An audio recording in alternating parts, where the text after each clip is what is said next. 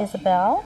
She is a 6.5-year-old black lab, and she comes to work with me every day at our family's lumber yard, and she likes to help out.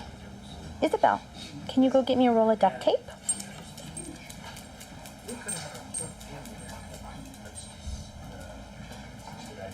That's my girl. Good job. Okay, Izzy, could you go get me a paintbrush? Paintbrush.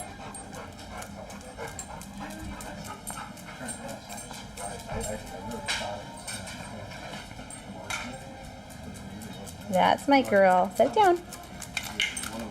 Good girl. Okay, can you do one more thing? Can you go get brackets? Izzy, go get the brackets? No, other aisle. They're over here. Come on. Brackets are over here. I'm coming. I'm coming. Good girl. Good girl, Isabel. Sit. Sit. Can you say hello to America, huh?